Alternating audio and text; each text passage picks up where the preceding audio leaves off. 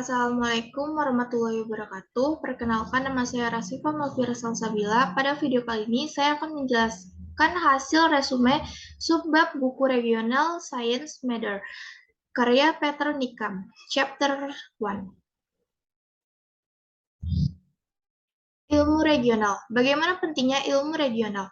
Tahun 1956 ditandai sebagai lahirnya ilmu regional.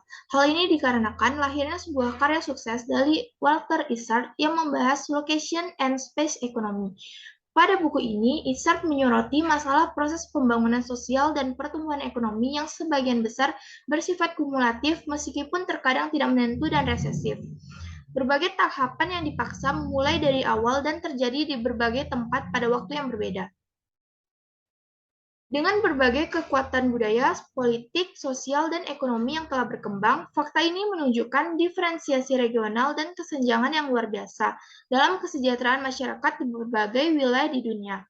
Berdasarkan catatan adaptasi manusia dan interaksinya, lingkungan fisik menunjukkan bahwa teori masyarakat atau ekonomi yang komprehensif harus mencakup dimensi waktu dan ruang. Fokus penelitian umum Isard berkaitan dengan sistem kota dan wilayah. Analisis lokal. Asal-usul ilmu regional dapat ditemukan dalam analisis lokasi, tidak hanya perusahaan tetapi juga rumah tangga dan fasilitas produksi. Analisis lokasi adalah kunci untuk memahami munculnya aglomerasi perkotaan, konsentrasi industri, pertumbuhan regional, dan disparitas spasial.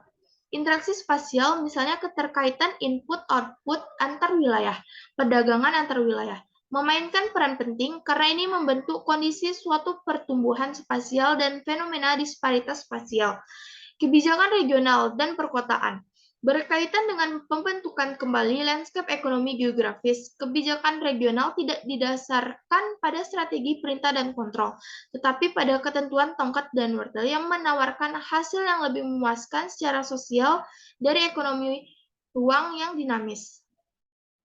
Interaksi spasial. Ilmu regional berkaitan dengan struktur spasial dan evolusi ekonomi ruang yang kompleks. Hal ini didorong oleh gerakan top-down dan bottom-up, sementara itu menunjukkan pada saat yang sama dinamika lambat dan cepat.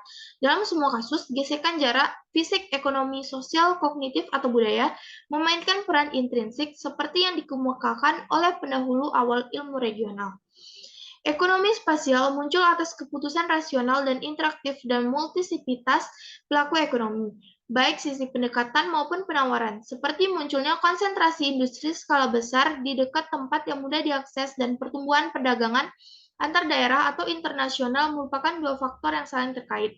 Johan Hendricks berhasil menggabungkan keunggulan lokasi pasar dengan pola transportasi dan produksi untuk memperoleh hubungan yang konsisten antara sewa tanah dan hierarki penataan kegiatan industri.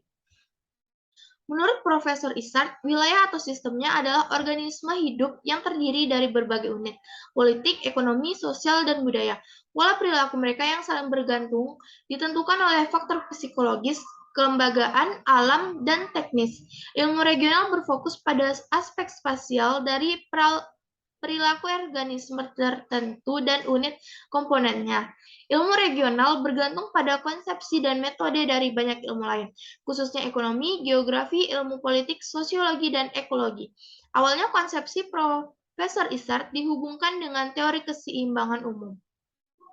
Ekonomi spasial hanya memiliki struktur rasional, tetapi juga sistem interaksi spasial yang terorganisir secara sistematis. Transportasi, mobilitas, perdagangan, dan telekomunikasi. Dasar untuk analisis sistemik interaksi spasial dalam kaitannya dengan pusat aktivitas manusia dan biaya gesekan jarak berasal dari teori gravitasi Newton atau hukum gravitasi universal. Sebuah analisis menyeluruh dari prinsip-prinsip yang mendasari konsep gravitasi Newton menunjukkan bahwa penerapan konsep ini untuk aliansi spasial apapun didukung oleh dua prinsip, yaitu keuntungan skala atau aglomerasi dan biaya gesekan jarak, baik fisik maupun sosial.